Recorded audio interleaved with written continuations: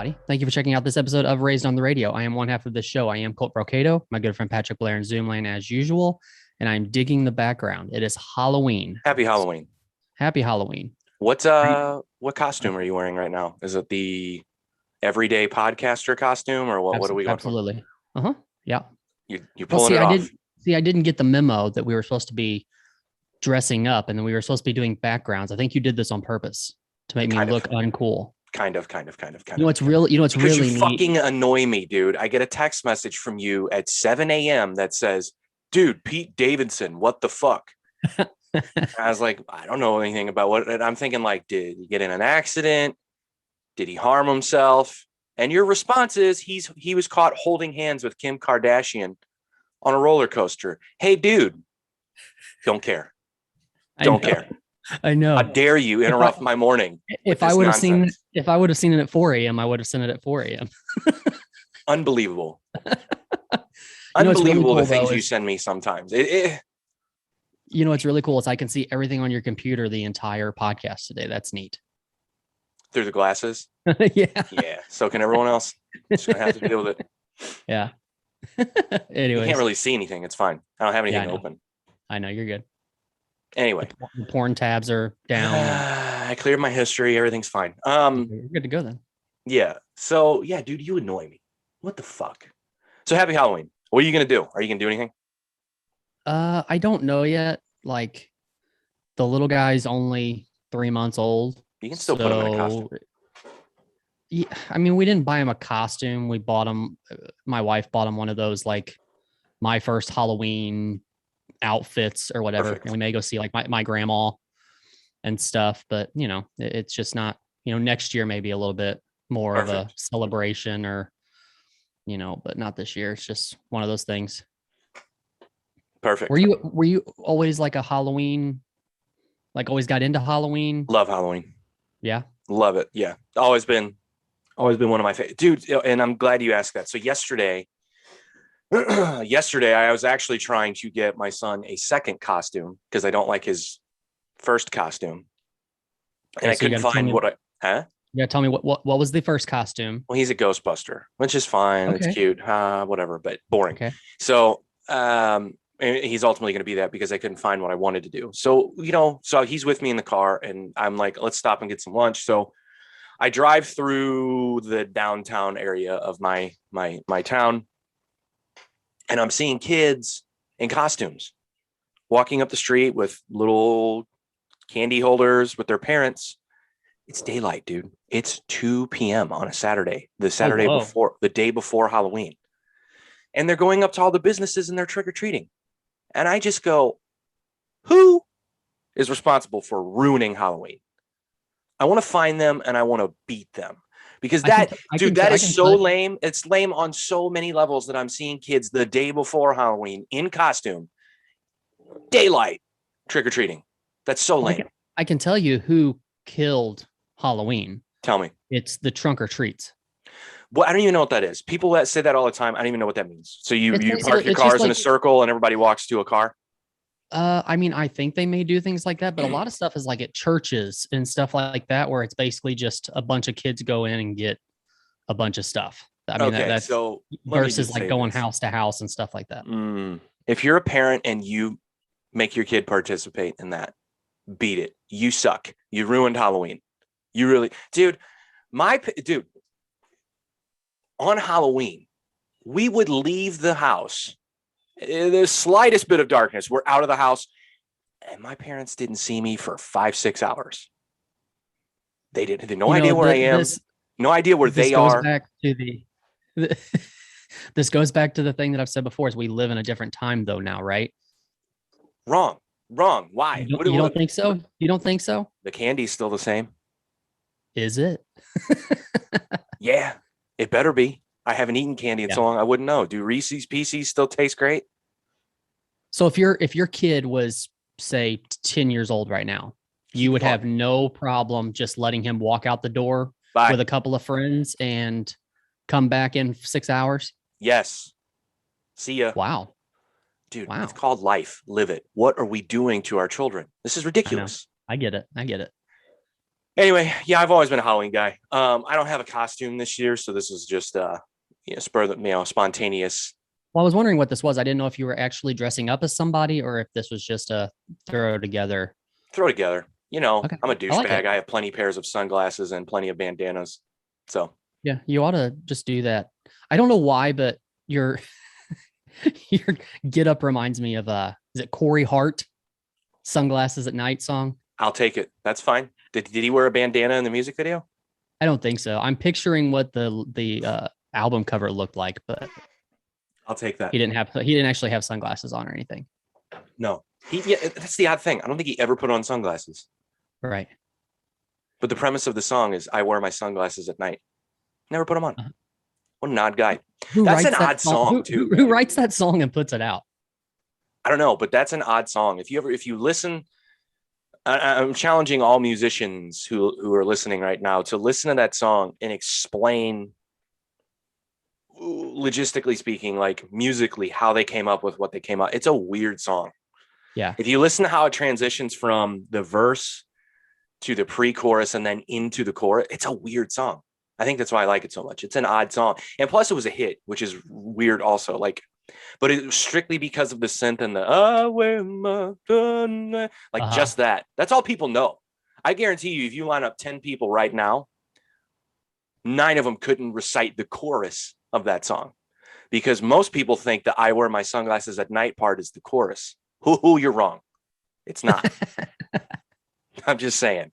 I guess I wonder, do you think it was a hit because it caught on, or do you think it was a hit because to me it seems like a perfect movie song, like that movies could pull that song forever? Yeah, for sure. It's a song that would, yeah, absolutely. But I mean, it's any song that has a catchphrase like that is bound to be popular, especially during that time period. Yeah. What are some other ones? Who Let the Dogs Out? Whoop, there it is. Can't believe you brought out Who Let the Dogs Out. Little Baha Men. They never had another hit, right? Are they called Little Baha Men or Baha Men? No, Baha Men. Oh, you said little. Are you saying just a little? I get what you're saying. I think, yeah. No, they did not. They did not. Neither did Tag Team. True. What's another catchphrase song? What's a rockin'? Jesus Christ.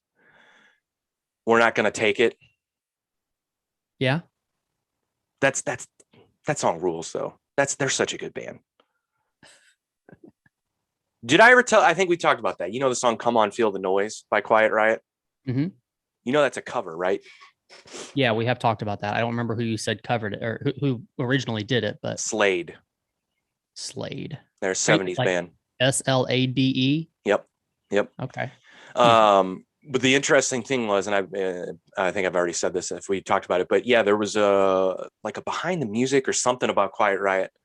And that was supposed to be like a throwaway song, like just a filler song to put on the album. Mm-hmm.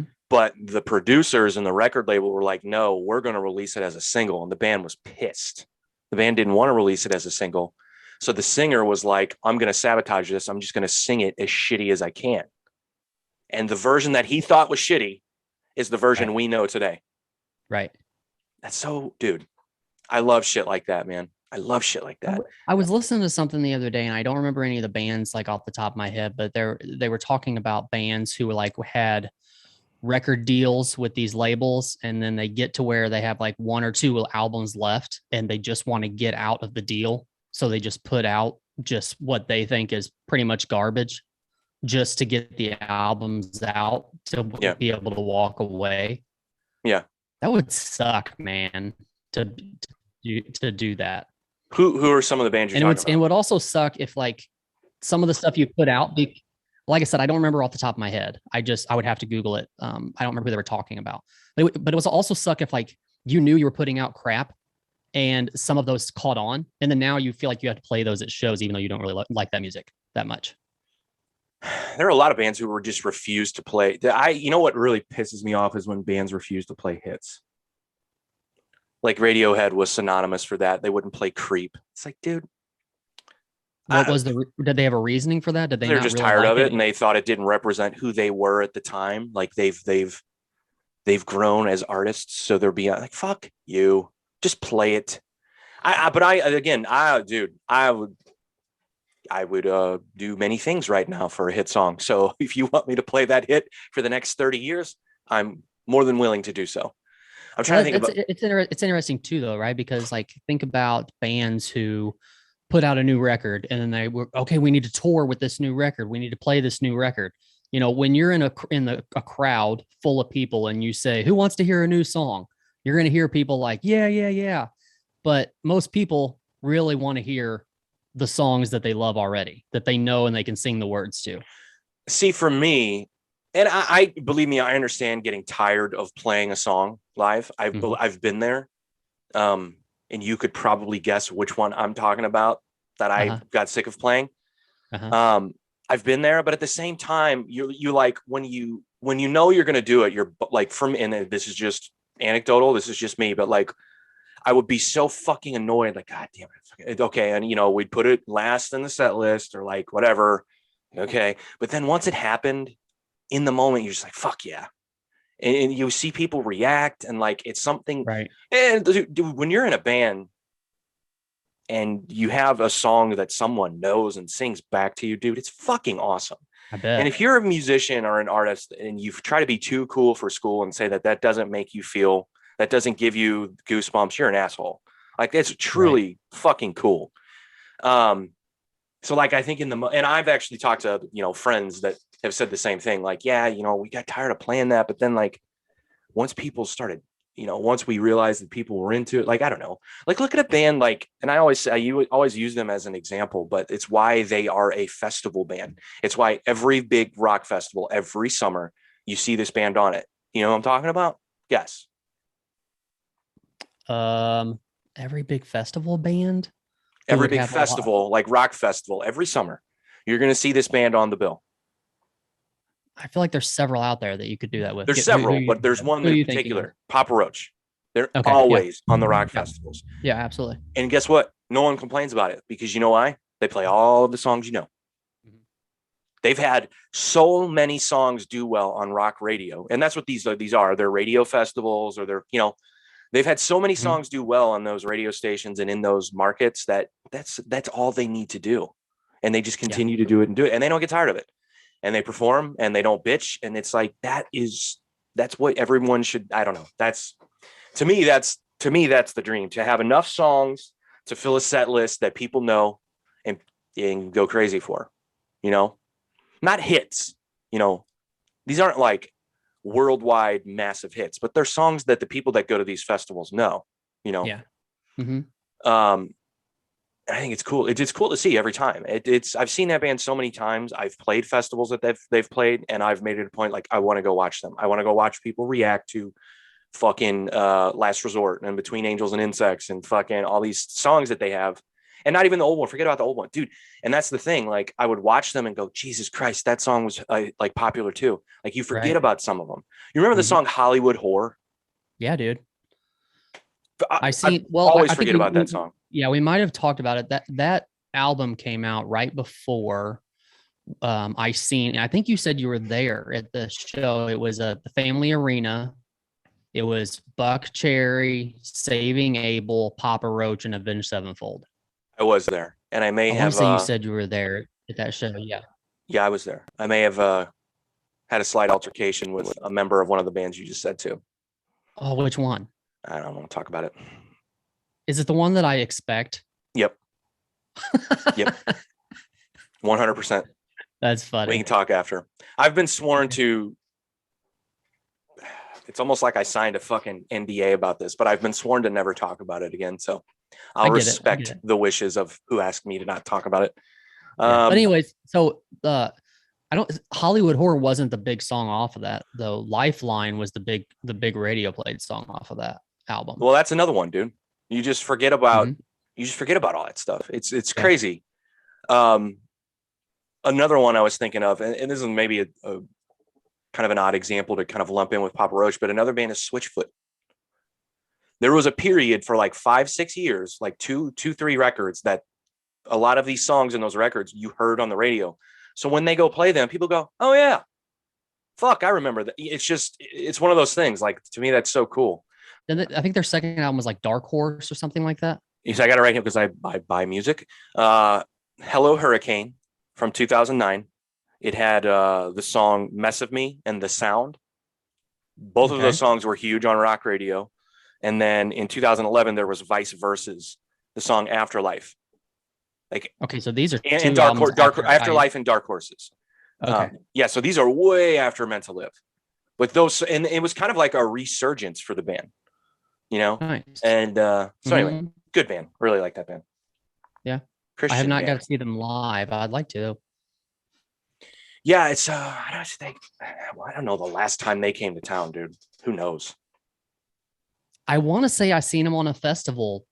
Whether that festival happened this year or not, I want to say I seen them on a festival this year, but maybe I'm wrong. They were, well, last time I saw them was at Lollapalooza, which was a long time ago. It was like right when that album Vice Versus came out. But they were on a festival that I was at after that, and I missed them because I was watching someone else, I want to say. But and actually, I think I remember being bummed because the band that I was like, I want to go check them out. It was like, whatever. I could have went and. So I'm going somewhere with this, but Uh-oh. I know it's going to be for you. It's going to be butt rock. But were you ever a fan of the band Cold? uh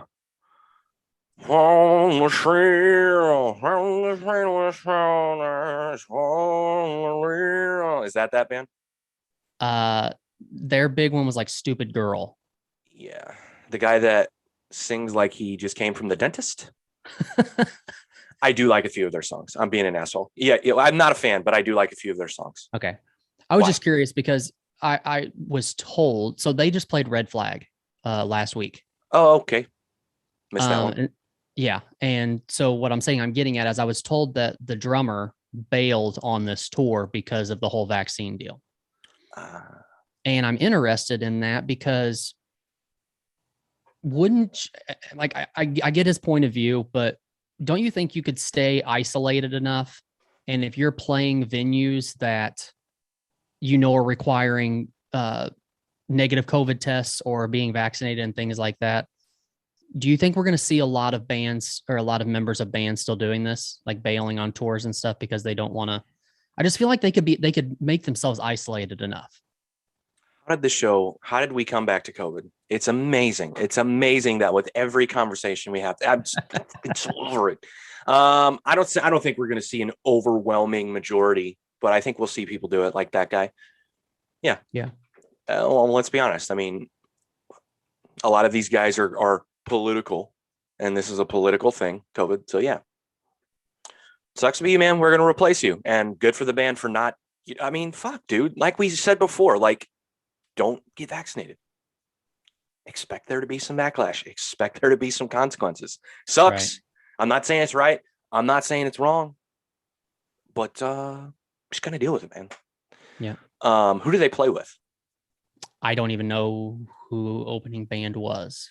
So it's cold. So Finn McKenty has been doing these new metal tier lists where he's like ranking new metal bands and like, I don't know. So like the top ones, he has this upper level, and I can't explain what the levels are, but he has this upper level where he has like Korn, Linkin Park, maybe he put Limp Bizkit there, but he put Deftones in a level before.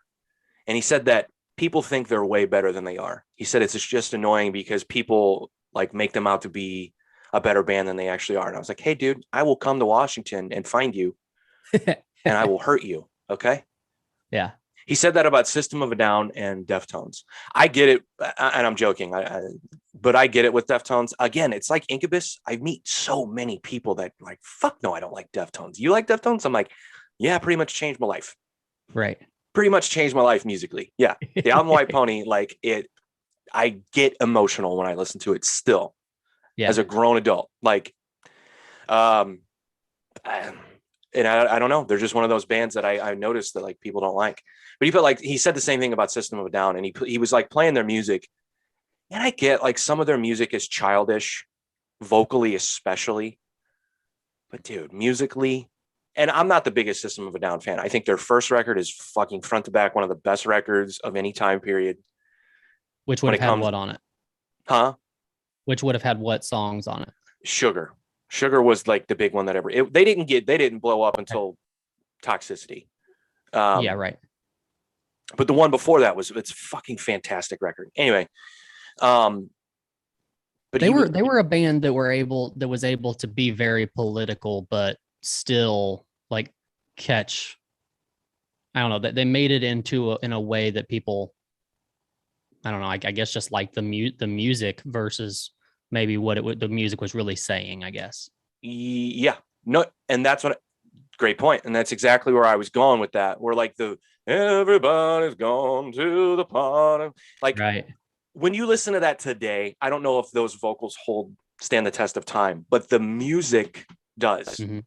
Yeah, and I think he may have given them the respect in that, but like that music stands the test of time for sure. Mm-hmm. I like childish vocals sometimes. Fuck it, who cares? Like, Mm-hmm. not every day, but even that's another song. Like when I hear that, I go, God damn, I forgot about this. It's fun. It's a fun song. Like, and if I was at a festival and they were there and they played that song, I hope I have a beer in my hand. Maybe if there was some marijuana, and I would enjoy the fuck out of it. Wouldn't need to be stoned or drunk, but I'm just saying it helps. Right. Helps enhance the experience a little bit. But you mentioned Limp Bizkit a while ago. They were actually supposed to be dropping an album today, I think. Yeah. Is it today? Or did it already come out? So somebody sent me that Dad Life song. Dad Vibes. Yeah. Dad Vibes. Did you send it to me? Or did somebody else? I don't know if I like it, man. It didn't give me the feeling that I thought it would, if that makes sense.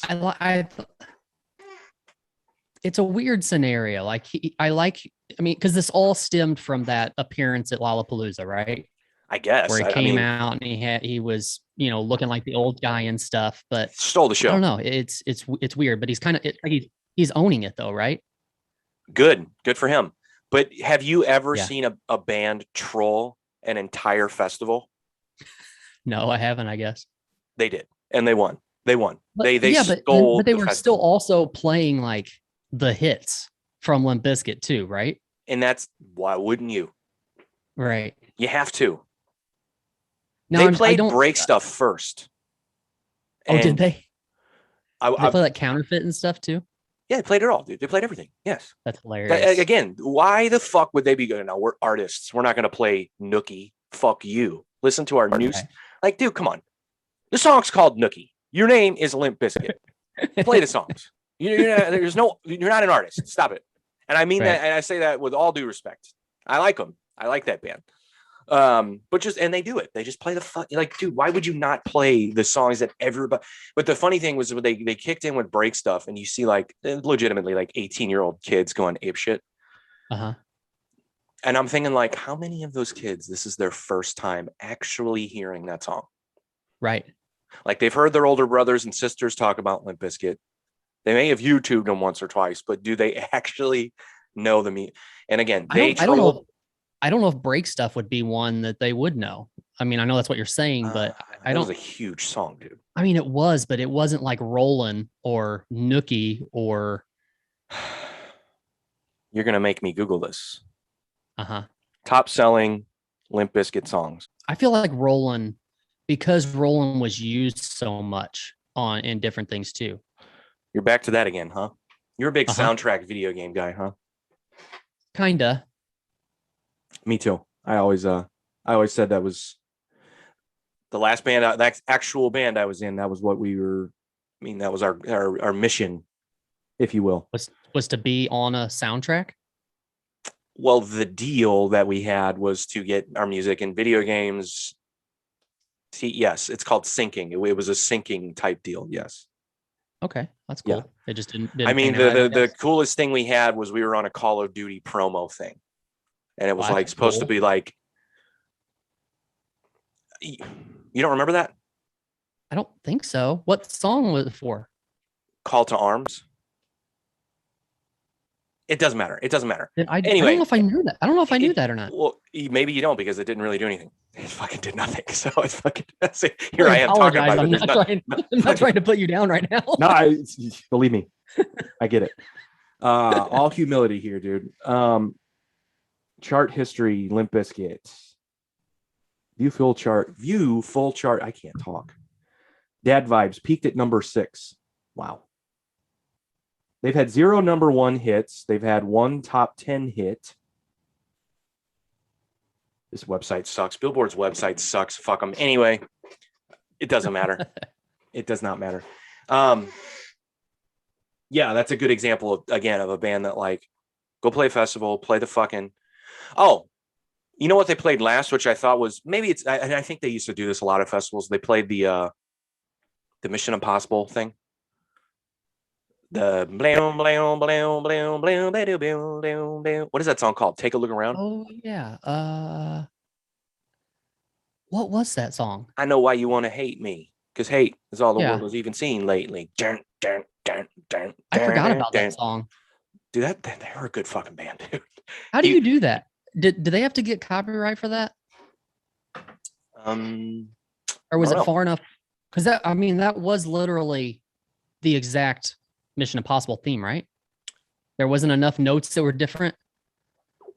Ding ding ding ding ding ding ding ding ding ding ding ding. You heard the difference, right?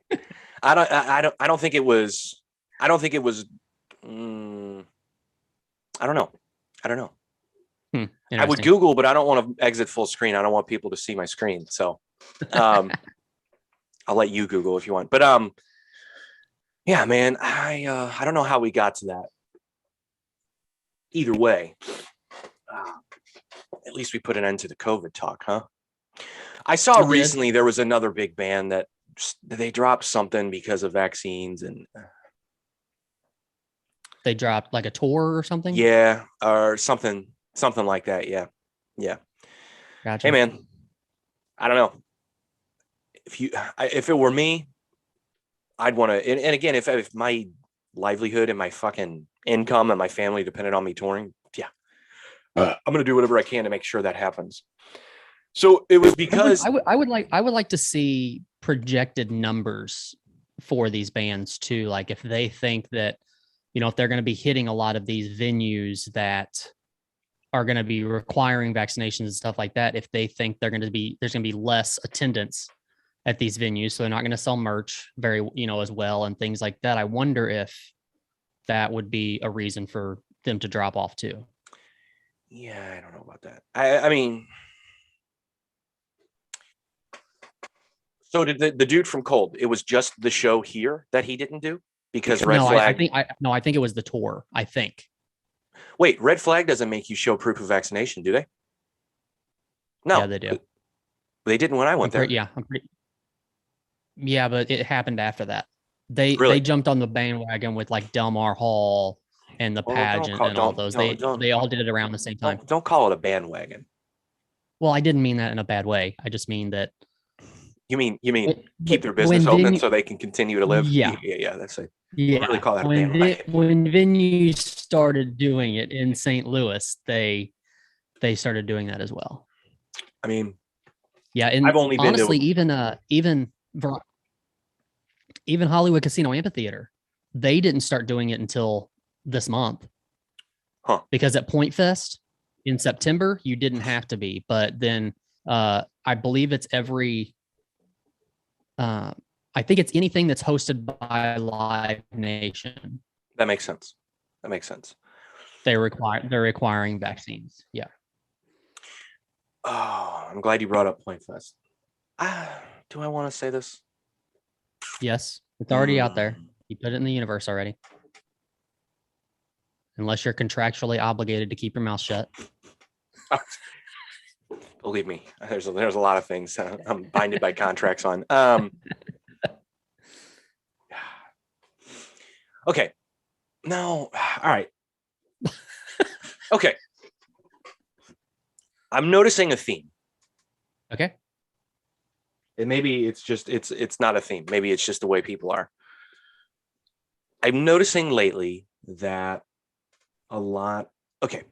Fuck. How do I say this without fucking giving away who I'm talking about? And okay. You remember the conversation we had where I said it's healthy to hate yourself? Uh-huh. Yeah. I still do. I hate myself very much. Okay. And I had this conversation recently with a buddy of mine who also plays music. About the new song I'm releasing on Monday. And I don't remember what it was, but I think it was just something about, I don't know what we were talking about. And I just said, yeah, I just said, yeah, I don't care. Like, it's fine. Something about promotion and like, or whatever. And he goes, dude, it's a good, like, you gotta, it was basically saying like, you're really overthinking things. Just like own it is what he said.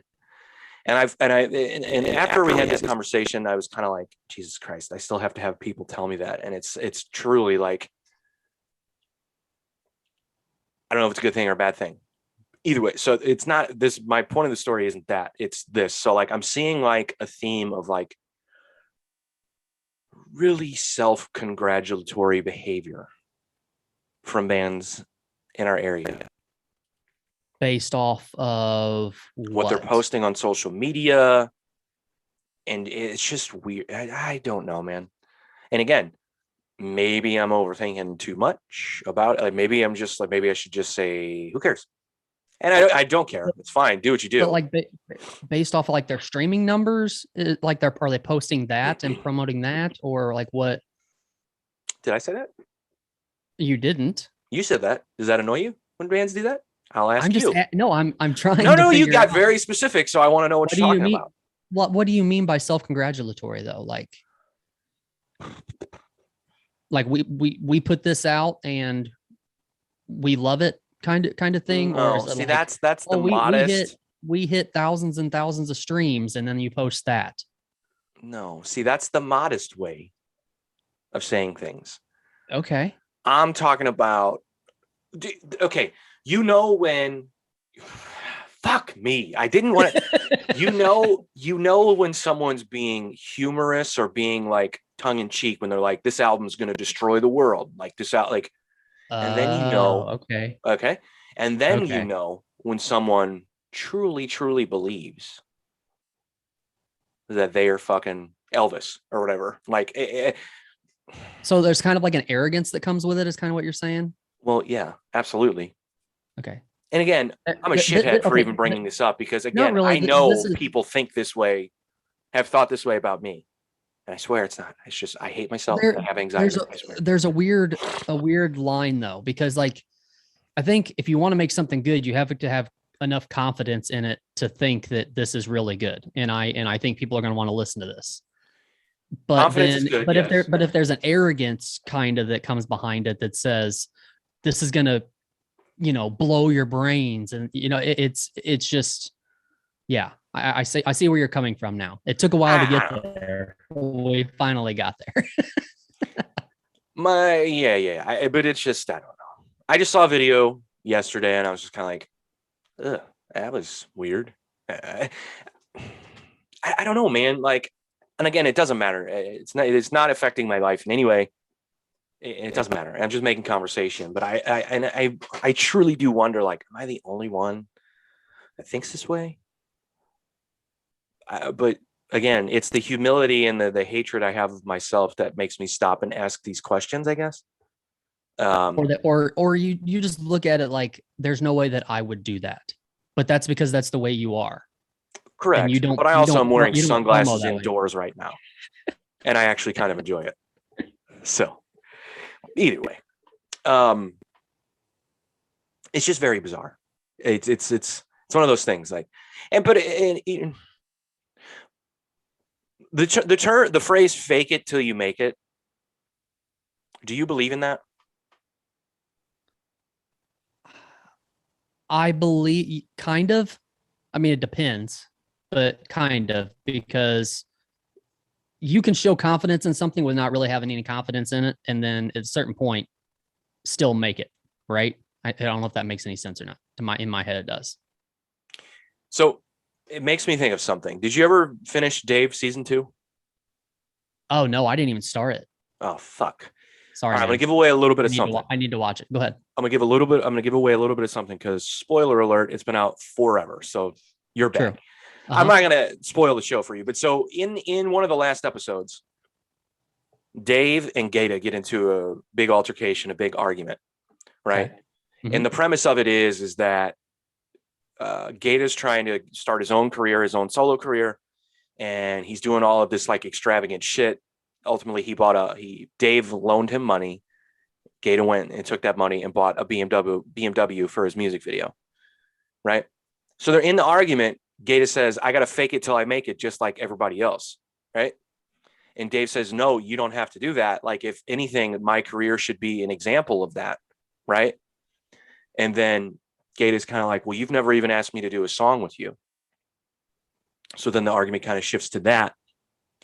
And Dave was like, "Yeah, you know what? You really want to know why? Is because I think your music's generic. I don't think you put much effort into it, blah, blah, blah, blah, blah." And Gaeta's response was so great. And it's really, truly, truly, truly like within my heart and soul, I, for the most part, feel the same way. The phrase "fake it till you make it," he believes in that, but he also said, that's supposed to hurt my feelings. He's like, "I make my music for me, myself, and I don't give a fuck if you like it. I make the music for me. I work hard on it because I love it, Yeah. Mm-hmm. And the whole point of him saying that in the season, Dave does a lot of bitching and a lot of whining about things. He has writer's block, this and that. Whereas Gaeta's like rapping in a closet every day, putting out music because he just fucking loves it. Mm-hmm. I truly do feel that same way. Now, I'm not saying I fake it till you make it because you love the music that much, but I'm just saying it all makes sense. I thought it's truly like my favorite moment from the show in 2 seasons. Anyway, watch the fucking show, dude. You'll like the ending a lot. You'll like it a lot. That was on my list to watch. But something I was listening to the other day and I totally forgot about it.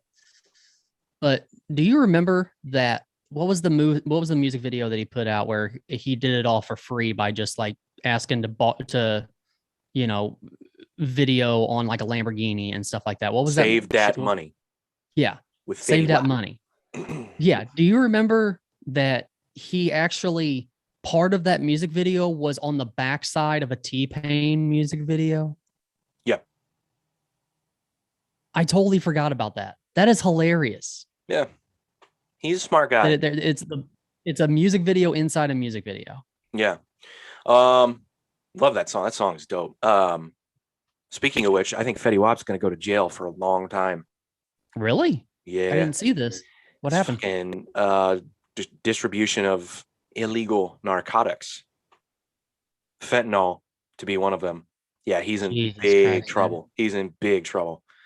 Anyway, I'm a Fetty Wap fan, so this is bad news for me. Sucks. But why, dude? I don't understand. I mean, I've never done it, so I can't give a explanation there, but why fentanyl, man? Like, it is so freaking dangerous. People want it, man. And people are dying from it all over. I mean, yeah, it's disgusting to be distributing that to anyone. They're cutting coke with it. Yeah. There's so many things that happen. That part of the drug game has surpassed me. It's like 10 years ago, I might have been able to tell you what drug dealers were doing. I have no fucking clue anymore. I just have no idea. I'm a dad now. Dad vibes. But so the thing about, so you said you brought up Save That Money. So like, he's a smart guy and he does really he puts out good music and I think he's talented. But if that show is in any way autobiographical, he's kind of a twat, kind of a shithead, but nonetheless. But that's what that whole fight is based off of, is whereas like Gaeta's trying to do something for himself and Lil Dicky had to make it about him. And Gaeta's like, dude, every day is the most important day of your life. When can I fucking have my moment? Like the whole thing. Watch the show. It's like I said, you'll love the ending. But so yeah, fake it till you make it. It makes sense. But again, I think do it for you. And I'm not saying whoever I just mentioned in these videos, I'm not saying that they're faking it till they make it. I'm not saying that they don't do it because they love it. I'm not saying that. I'm just saying they're I think there's tact, and then I think there's just a lack of self-awareness, perhaps. Maybe that's what I'm seeing. But who cares? I'm an asshole. Why do you let me do this to myself? I don't know. It's you bring up the topics most of the time. It's just shit that goes on in my head, man. There's a fucking. It's good to get it out there. It's good. It's a roller coaster in my fucking brain right now. You don't want to live inside my brain. Trust me. Either way, But I checked out fuck. It was a band you told me to check out, and now I forgot. Oh, the Every Time I Die. Oh, okay. The new Every Time I Die. I like it. Yeah. I like it. Yeah. It's fine. It's fine. It's okay. There's another guy that I had to run in with. I can talk about this one. He was just kind of I just got introduced to him, and he was just kind of like stand up. It was just kind of like, when you get introduced to someone, usually if they're a polite person, they go, "Oh, hey, shake your hand. Nice to meet you." It was just sort of like, "Oh, hey," and like I was like, "Oh, Jesus Christ. Okay, see you, dude." And that's what I said. I go, "Okay, see you, dude." And he kind of like shot me a look and was like, "Hey, man, you didn't want to talk to me, so I'm saying see you." There's clearly you and I are not going to have a conversation. No, right? Deal. Not a run-in, just a little thing. Gotcha. What that's been plenty of those. A situation that you may be overthinking. Well, I don't, when I get introduced to someone, I go, "Oh, hey, how you doing?" Now, if I don't get introduced to you and I seem like I'm being an asshole, believe me, I know what I'm doing. It's my anxiety. It's my social anxiety. I'm not meaning to do it. Trust me. But how do you know he's not? How do you know he wasn't the same situation? He could be. That's why I'm not saying who it is, and I'm not calling him a fuckface on this podcast. He could be. You're not saying, you're saying it without saying it. That's nice. Nah, no one knows what we're talking about. So tell me something. Huh? You watched the video I sent you of the fight companion, correct? Mm-hmm. You've seen that Chris D'Elia is kind of back on YouTube. He's kind of back, right? Yeah, kind of. So I gave you a timestamp to watch. Did you think that timestamp was funny? The interaction? No, it was awkward, honestly. Really? I think so, yeah. Okay. So tell me more. Why? Tell me more. Because I feel like you're going a different direction with this, and I want you to be the hateful one for once. I just think it's okay. I'll tell you this. I watched, so you gave me like a 3-minute timestamp to watch, and I watched that plus maybe like 4 more minutes. Okay. And I just felt like the overall vibe is that this is boring. Like even to them, I felt like they thought this is boring, especially Brendan Schaub. Like he was on the opposite side of the table of these guys. And like, you could tell when they were talking, he just didn't feel like, I don't know. It felt weird. If he's not talking over everyone, he pouts like a child. Legitimately. Yeah, but he was also like directing most things to Callen to say. Like I like a lot. There was quite a few things where he was like, "Oh, Brian, tell Chris about this. Oh, Brian, tell Chris about this." It was like he was trying to get away from the conversation and just put the conversation over here because Brian can talk. It's because he has 4 pouches of tobacco in his mouth and he can't talk. Okay, so the whole reason that I sent you that, and for those that don't know, we're talking about a fight companion that has comedians that we've talked about on the show before. Calabasas fight companion. I will not call it that. So no, will not. But the reason that I sent it to you is like, I thought what Chris D'Elia was, that's when I think he's funny, is when he's busting balls. I thought it was funny. I was like, oh, that's the Chris D'Elia that I actually liked previous to all of the bullshit. I agree with you. And that was the funniest part out of what I seen in the show. Okay. It just wasn't funny to me in that. Like, that is the type of humor that I like from him, but that exact scenario wasn't funny to me. Okay. That's fine.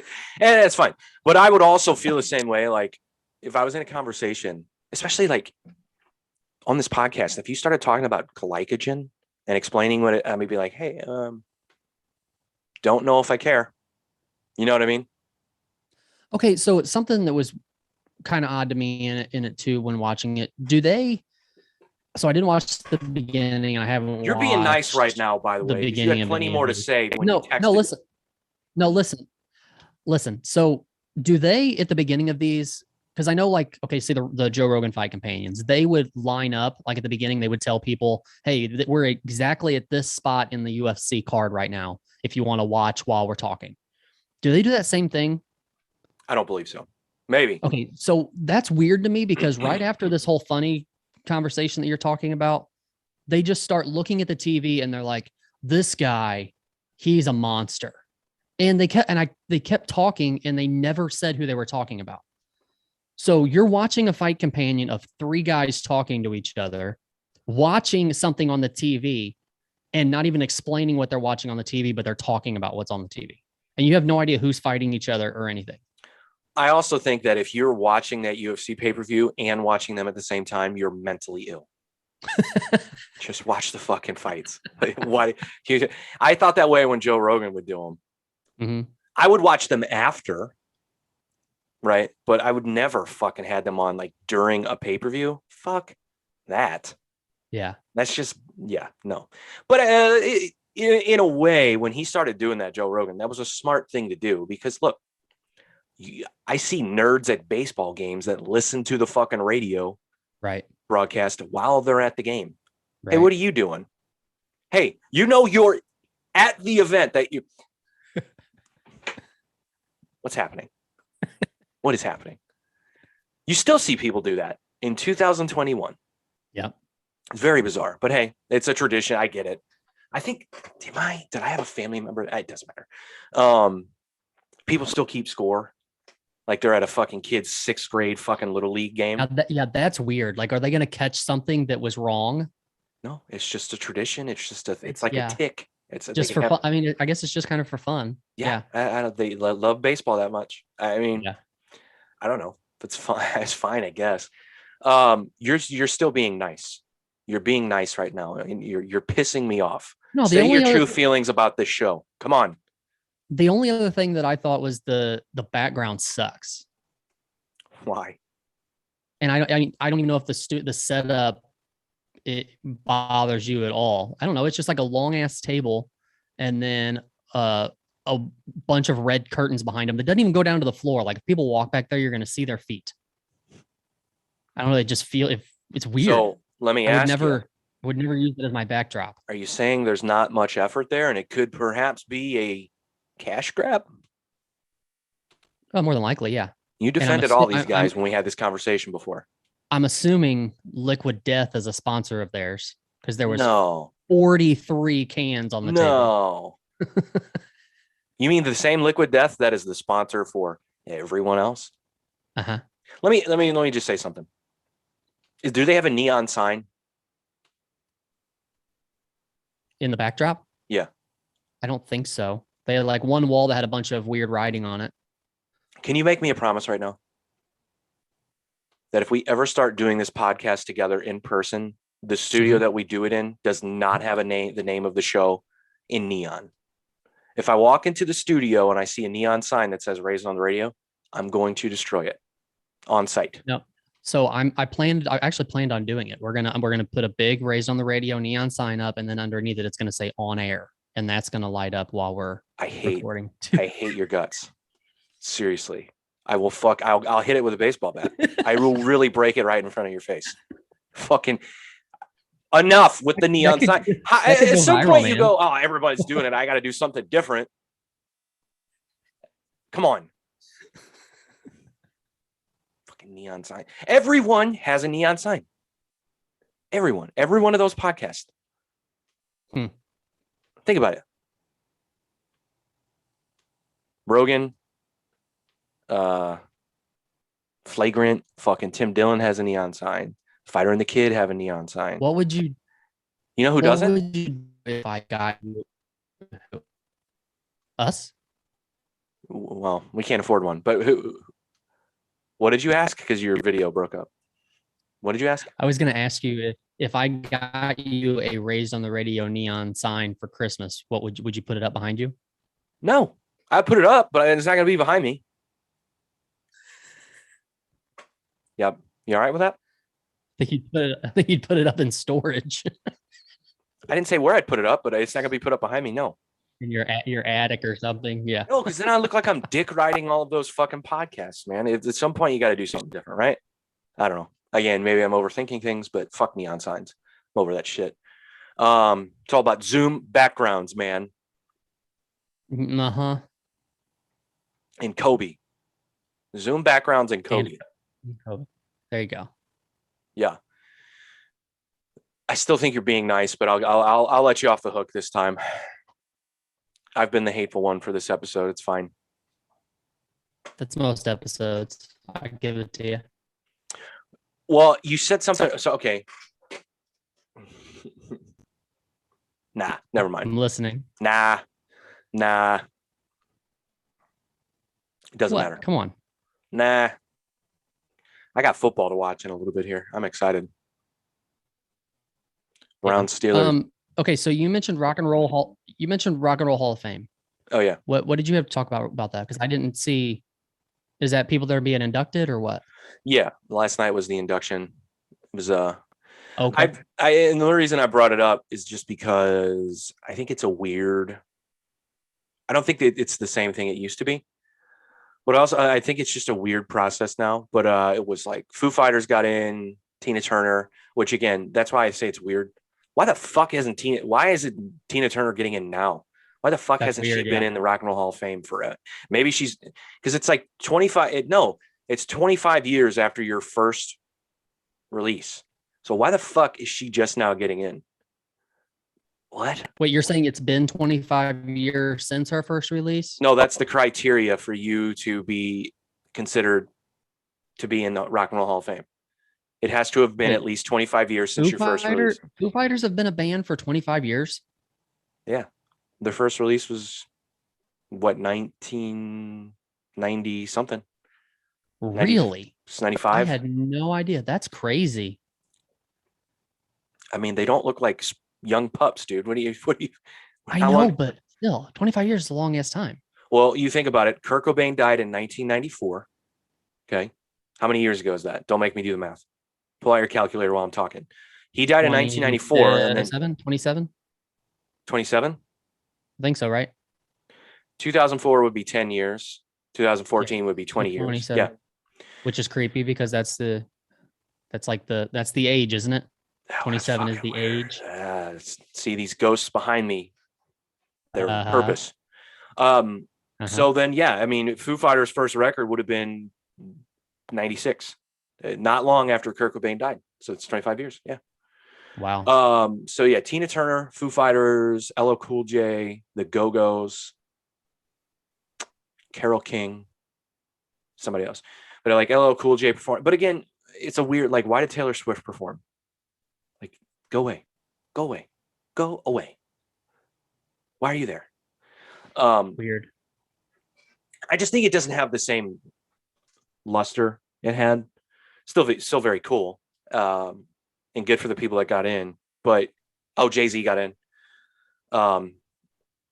Which makes total sense. But Tina Turner was an odd one. I was like, how the fuck is she not already in? Like, I don't know. I just assumed she was in. I wonder if she's been nominated before and she just got passed over for somebody else, or if this is the first time she's been nominated. That can't be possible. Yeah, that can't be. I don't know how it works, the nominations. It's all weird to me. Like, I remember when it was a big deal when Black Sabbath got in, because people said, like, I guess journalists or writers, whoever decides who gets in would always bypass them because of reasons A through Z. It's all fucking nonsense. If you have a rock and roll Hall of Fame, Black Sabbath should be in it. Right. Period. Ozzy by himself should be in it. And he actually is. Black Sabbath is in and Ozzy is in as a solo artist. You know, I remember when Metallica guy is like, it should be a no-brainer. If you're someone who doesn't think that Metallica or Black Sabbath should be in the Rock and Roll Hall of Fame, you're an asshole. You're a mentally ill shithead. Foo Fighters, you know what I mean? Like, it's a no-brainer. So, but I've heard many people, the tastemakers, are upset that, rap art, when NWA got inducted a couple years ago, people were like, it's the Rock and Roll Hall of Fame. What are we doing? I mean, do you think they should change the name? I don't know, man. I was thinking about that. I'm glad you asked that. I don't know. What do you call it? I mean, it would just have to be like the Music Hall of Fame or something. Yeah. Like that. Have you ever been there? I'm assuming you haven't been there. No. Yeah. It's pretty damn cool. So if you ever go to Cleveland, make it a point to go.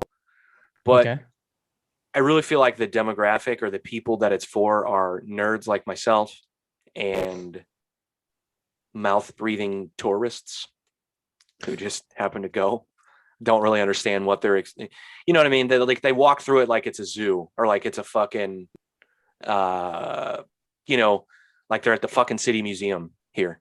Right. Like they don't, like it took me forever. Like you could really spend a couple of days actually doing the Rock and Roll Hall of Fame if you stop and look and read and do everything that's there. The cool thing about it is they always have like exhibits dedicated to specific artists. Like when I went, the last time I went, been there twice, but the last time I went, it was for Pink Floyd. So they had this really cool wall exhibit, you know, Pink Floyd, the wall exhibit. It was really cool. Anyway, but I was a nerd and I stopped and read every single piece of information they had on every single thing they had in there. But it's cool. You should definitely go. But that's the thing. They can't change that, you know, that whole aspect of it, like it being a museum to the people that are in. And it's not even to the people that are in. They have stuff in there that if I remember correctly, they had stuff on artists that aren't in the Rock and Roll Hall of Fame. Maybe they are now, but I don't know. It's the criteria has just always been weird. I mean, let's be honest. Should there be? I always say, like, I like the Rock and Roll Hall of Fame idea. Like, if you're an artist, like my dream is to be in the Rock and Roll Hall of Fame, to be there with all of the other artists that inspired me. So I consider it to be different than like winning a Grammy. You know, like fuck the Grammys, dude. So we've talked about this before. It's like, what are we doing? We're giving people awards for their art. It's like, And I guess in a way, the Rock and Roll Hall of Fame is that same thing. Like you're awarding people for a lifetime's work of art, I guess. Lifetime. I don't know. Am I making any sense? You are.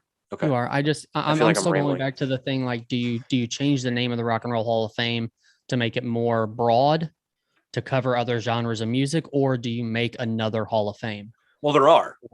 Oh yeah. There's a Jazz Hall of Fame. There's a Blues Hall of Fame. Yeah. I would throw those into Rock and Roll Hall of Fame before I would throw like rap and hip hop. I disagree, man. Really? Yeah. I think it all belongs in the Rock and Roll Hall of Fame. I think maybe you just change the name, but yeah, it all belongs. Yeah. Think about the early days of hip hop and some of the samples that were used. A lot of rock samples, you know, and there were a lot of those earlier hip hop artists that had, and even today, I don't even know why I'm saying old school. I'm saying there are a lot of hip hop artists that have bands behind them. Well, what the fuck? I mean, and not all bands are rock and roll. I understand there are funk bands, there are fucking jazz bands. I get it, but I'm just saying, aesthetically, I feel like everything comes from a centralized place, which is, I guess it's tough to call it rock and roll. I just contradicted myself. But I also love all music, with the exception of country. There's a country music Hall of Fame. But see, country artists get into the Rock and Roll Hall of Fame. I want to know some. I got to know this now. Like, I guarantee you Garth Brooks is in the Rock and Roll Hall of Fame, right? Old fucking crazy, old creepy. Yeah, but probably as Chris Gaines, right? How dare you?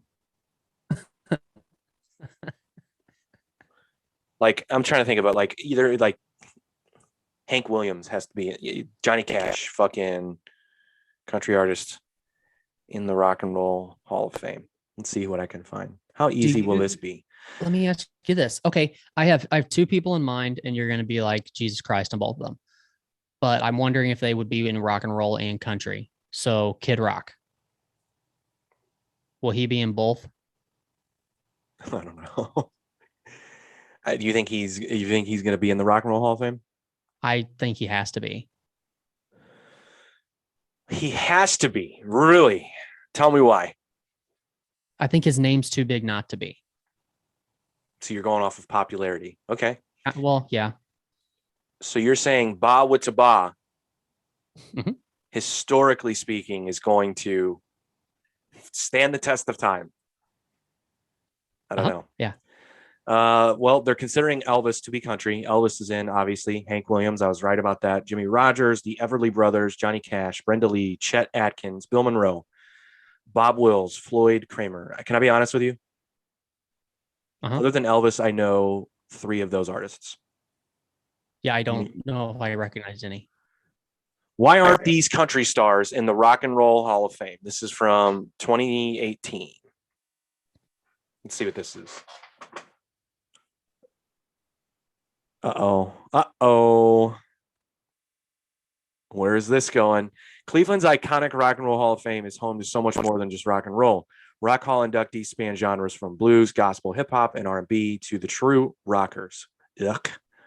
You have NWA, Aretha Franklin, Elvis Presley, Marvin Gaye, Led Zeppelin, U2, and so many more inside the hallowed halls. But one genre that some say has been overlooked the most is country music. Who do they say? Here's who's in. There are 11 musicians who have been inducted into both the Rock and Roll Hall of Fame and Country Music Hall of Fame. They are Jimmie Rodgers, Hank Williams, Chet Atkins, Johnny Cash, Elvis Presley. Elvis is not country. The Everly Brothers. Do you think Elvis is country? That's a no. Bill Monroe, Bob Wills, Brenda Lee, Floyd Kramer, and Sam Phillips. Below is a list of all Rock Hall inductees who have roots in country music. Okay. Bill Black, Bill Haley, Bill Monroe, Buddy Holly, Carl Perkins, Chet Atkins, the Crick. This is a long list. Yeah. Who cares? Elvis is not country. For real? You think Elvis is country? I don't think. I'm just trying to think if there's a way to lump him into country. I don't really see it. You know the story behind Elvis, right? In what is the guy's name? Sun Records. Hold on. I don't know if I know the story or not. Sam Phillips. That's the guy's name. So Sam Phillips was producing blues artists who were all African American. Couldn't really break any of them. So he said, well, what if I just take a good looking white guy and have him just play the same music? That's got to be a recipe for success. And that literally was what it was. That's why Elvis, people like consistently hate on Elvis, because he just ripped off the popular artists of the time who were considered to be popular. And he did. So how did people look at that Sam Phillips guy after that? Did they think he was turning his back on what? I don't know. Like, did they look like he was? Did they think he was turning his back on like the African American community? Well, I don't think that necessarily, but I mean, he's on record, and I'm sure we could find it if we spent enough time, on record saying like that was his goal with Elvis. He's like, I want a white person playing, and he said this, black music, and it will just blow up. It'll be huge. He was right. I mean, Elvis is. So you're telling me that Ain't Nothing But a Hound Dog is not considered white music? I don't know, bro. I'm talking about. I don't know, man. I'm not talking about the lyrics. I don't know. I don't know. Ain't nothing but a hound dog. Not a time. That could pass as country, right? Ain't nothing but a hound dog. Yeah. No, Elvis is not country, dude. I'm not going to give into this. I don't feel it. I don't get the vibe. I don't feel it. Yeah. Name some other popular Elvis songs? I can't. Can you? Not off the top of my head. What a bunch of dummies we are. We don't even know more than one Elvis song. Is that real? But he like a lot of his songs too were covers, right? Doesn't he sing Blue Christmas? What? Isn't there like a really popular? I think it's Blue Christmas that he sings. You hear it like 8 million times in every store over. I don't know what you're Christmas talking about. Jailhouse Rock. Weren't most of his songs cover songs? I don't know. I got to know that. How many? If the story's true, what you're telling me, it wouldn't surprise me if they are. Wait, how many? God, it's amazing what comes up in Google. It's like almost like our phones are listening to us. Kind of creepy, right? Or was it my COVID vaccine? Is that why my phone can hear me? Is it because I'm vaccinated? Uh-huh. I hope this isn't. Almost all of the 24 songs he recorded at Sun Records in 1954 and 55 were covers. And like most new artists in the 50s, he used multiple covers to fill his LPs when he moved to RCA in 1956. Of the 24 songs on his first 2 albums for RCA that year, 20 were covers. Holy cow. Yep. See, dude. Does it give a list of what those songs were? Or some of those like really popular ones? Covers by Elvis Presley, 500 Miles, After Loving You, 100 Years From Now. I don't know what any of these songs are. Hold on. Let me see where this takes me. Okay. How far does this goes all the way back? Okay, here we go. So here you go. All the way back to 1955. Baby, Let's Play House, A Whistling Tune, A Thing Called Love. I don't know any of these songs, dude. I feel like he's got at least 3 songs that have the word Tinder in the name. Blue Suede Shoes. Burning Love. Did I say that already? I don't think so. So you want to know who some of the artists he's covered? Well, I think no, I don't want to say this, but doesn't Chuck Berry didn't he hate Elvis? I feel like there's a story. I feel like I remember a story there. Yeah, I feel like he thinks like he just lifted his style. Artists covered by Elvis Presley: Ray Charles, Chuck Berry, Tony Joe White. Is Tony Joe White in the Rock and Roll Hall of Fame? If he isn't, that should be a country artist. That should be. I don't know who that is. I don't know who that is. Carl Perkins. Wait, artist covered by Elvis Presley: Simon and Garfunkel. What? Do I not know how to internet? Apparently I don't. I can't find a single thing. All right, Elvis Presley history blog. Elvis Presley in the 1950s cover records controversy. In the pop music era of the 1950s, recording artists who didn't write their own songs usually relied heavily on covers. Early in his career, Elvis Presley was certain in that group. Almost all of the 2000 songs he recorded. Okay, I already said that. Laverne Baker's Tweedledee. Did Elvis steal the music with his cover records? Hound Dog. Okay, so most well-known covers. Hound Dog, cover. My Baby Left Me, cover. Too Much, cover. All Shook Up, cover. Does fucker write any songs? Doesn't sound like it. We're fucking idiots, dude. I just said, did this fucker write any of his songs? And I'm talking about Elvis fucking Presley, arguably the most popular and most successful artist in the history of fucking recorded music. I'm an idiot. We got to end the show. Before we end the show, we do have to acknowledge the fact that there is a 42-year-old light heavyweight champion in the UFC. And we should say congrats to Glover Teixeira. And I say we should give him. So we've kind of. You're obviously not happy about this because no, I am. I was going to say we kind of seen this coming, didn't we? I'm pretty sure me and you talked about this, like that we could see this happening at least 2 to 3 fights ago. Yeah, we talked about it. We definitely talked about a title shot. We just didn't know. I don't know if we 100% believed it or not. I'm going to say this, and within the MMA community and fans, it's going to be controversial. And I know I say this a lot. Okay, I'm not calling it a work. I'm not calling it a fix. Something did not look right with Jan Blachowicz. Something didn't look right. Okay. That's all. He got dominated. He got beat. He flat out got beat. Maybe it just wasn't his night. It happens. But something didn't look right. And I know people get pissed at me when I say that because I do say it a lot. But let me just explain why I say that. I have been watching sports my entire life. I've been watching fighting nearly my entire life. I know when someone doesn't look like they've looked in the past. When he was a fucking world beater and he knocked out Dominic Reyes. When he fucking shut out fucking Israel Adesanya. Okay? We didn't see that same guy last night. That's all I'm saying. Okay. So being conspiracy minded, what? I'm not conspiracy minded. I'm just saying he didn't. Okay. Well, if you can concoct something in your mind here, if there was a reason why he didn't look right, besides just the fact that he didn't, what could possibly be the reasoning for it? Because John Jones's next fight will be at light heavyweight for the title against a guy that he beat the shit out of. That guy. So you're saying they want to? You're saying they want to put the title back on Jon Jones? I don't know. I'm just saying it's a cool story that Glover gets to defend against the guy who beat him all those years ago as the champion. He gets to welcome him back to 205 amidst all the controversy and amidst Jon Jones being the biggest shithead in MMA. Yeah. That's my theory. I get it. I'm not saying that Jan threw the fight. I'm not saying that.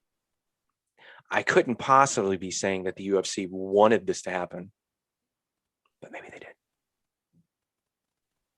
Maybe they did. Maybe. Anyway. Do you? Okay. I'm being silly. Congrats to. I don't want to take anything away from Glover Teixeira because that was a good performance. He's a fucking. Yeah, he's a fucking savage. Is he the oldest to ever hold a title in any weight class? Nope. Second. No. Randy Couture. Oh, okay. When Randy Couture became heavyweight champ, he was slightly older than what Jan is now. So. Okay. But congrats to him, dude. That's a great story, dude. 42 years old, fought for the title. That was 2014 when he lost to Jon Jones. All these years later, he's now the champ. If you're 42 years old and you win the title, do you still do you walk away now, or do you release the title, or do you? Because I feel like Glover's one of those guys that he's going to die in the octagon. Well, if you believe all the bullshit that guys like you and I say that you're not a true champion unless you defend your belt, if he believes that, then no, I don't think he's going to walk away. Should he probably walk away? Yeah, I don't think he will. Right. I don't know. It's just it's one of those things. Like, what do you want your legacy to be? Do you want your legacy to be you walked out as the champion on your own terms? Or do you possibly go into your next fight and get knocked out in the first 5 seconds and lose your title, and that's your legacy, or you're fighting your way back to a title that may not happen again? Well, that can happen in any fight, dude. You can't. I don't think you can't think about it that way. Anybody could get knocked out in 5 seconds. That's why I know, but it's the same like football. If you're 45 years old and you win a Super Bowl, do you leave on that Super Bowl win, or do you take a chance on the next season not even making the playoffs, and that's your legacy? You know what I'm saying? It's just, yeah, but look, his legacy's intact. I don't think nothing's going to ruin his legacy. So whatever his next move is, I think it's fine with whatever he decides to do. I'd like to see him try to defend it for sure, but I don't know.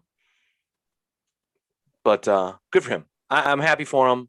Sucks for Jan. I like Jan. Again, I don't think something looked off, and I'm not saying that to be conspiratorial. I'm just saying I've watched the guy fight so many times that I know when he doesn't look like the same guy.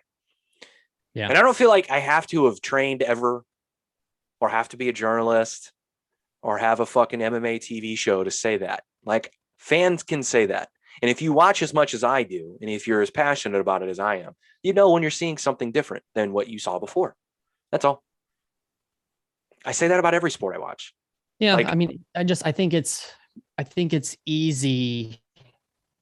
For me, it's easier in MMA to have just for it to be an off night. Really? I mean, yeah. Well, you're saying, oh, well, of course. Yeah, you're fighting. Because there's so many factors that come into play, especially the mental aspect. 100%. So just something that happened in your day, and the other guy's trying to rip your head off. Yeah. Right. It can ruin your mentality. Even if you may be training for the last 4 months to fight this one guy, but also like the game plan that the other guy's got, it could be throwing you off completely, and you're trying to adjust to it, Yeah. So you want to chalk it up to just it wasn't Jan's day. I'm just saying that. Did you watch the fight? No, I didn't. Okay, watch the fight. Then maybe we'll talk about it again. Okay. You tell me. Okay. If it's the same guy. That's all I'm saying. But it happens, dude. That's why I love sports, man. You never know what you're going to see. But I can say that it's not, something looks different. Like last night, I was watching the Ohio State game. The run game did not look the same for 3.5 quarters until TreVeyon Henderson finally broke off for a long run. I can see that. I have eyes. I pay attention. I don't need to be a fucking expert to fucking notice those things. That's all I'm saying. But maybe that wasn't even a good example, but either way. So speaking of football, before we get out of here, I just want to ask you, did you see what happened to JJ Watt? I heard. What are you talking about? He like dislocated his shoulder. He tore his rotator cuff. He tore his bicep tendon. Like it's as good of a run as Arizona's had already. And if they continue and like, God forbid, make the Super Bowl and JJ Watt doesn't get to play, that would suck. Yeah. So bad. I fucking hate that they lost to the Packers. I really hate Aaron Rodgers and his stupid big head. I can't stand him. I cannot wait till we have an Aaron Rodgers and Tom Brady free NFL. I just can't fucking wait. Speaking of quarterbacks, my quarterback's going to play today. Yeah. Baker's going to fucking die on the football field. He is the Glover Teixeira. Who do you play today? Steelers. Okay. That's a big one. They're at home against the Steelers. Big game. That's a big one. Torn labrum and a fucking fracture in his non-throwing shoulder. And he's going to play. Who do you have next? You got like a bunch of big games in a row, right? Yeah. We have, yeah. Well, yeah. They have the Packers in a few weeks. Who knows what we're going to be like once we get to the Packers? I was sort of like, oh yeah, at the beginning of the season, the first quarter against the Chiefs, I'm like, fuck, we're going to be fucking undefeated when we play the Packers. And I'm going to be so happy. Maybe I fucking jinxed them. Jesus Christ. So they have, I'm just wondering, like, do you have the option of any games over the next couple of weeks to where like you can throw in Case Keenum? They do. So that not the next 2 weeks, because they have the Steelers, then the Bengals. They go to Cincinnati. So that Bengals game ain't no joke, dude. The beating that Cincinnati put on Baltimore, what the hell? Yeah, man. Joe Burrow's, he's cold-blooded, dude. That dude's good.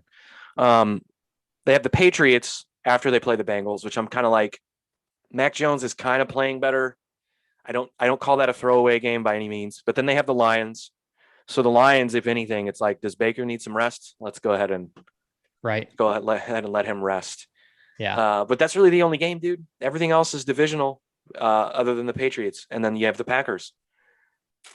Gotta fucking. You know what's funny too? I don't know if I sent it to you or not, or if you've seen. Did you see that Joe Flacco went to the Jets? I did, and I was like, didn't know he was still in the league.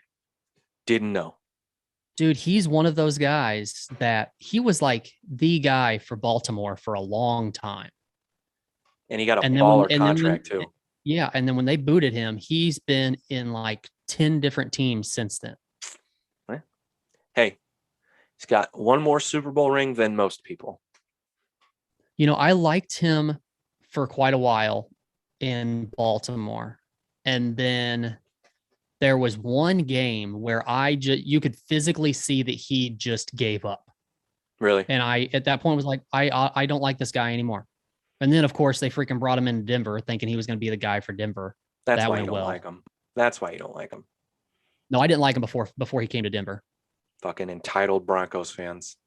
Think everybody's going to be paid. Wasn't that after? Did they bring Case Keenum in after Joe Flacco? I think so, right? I don't know. I think that's what happened. Yeah. I don't know. But I got to drop a Halloween deuce right now. So let's get out of here. That sounds great. Happy Halloween.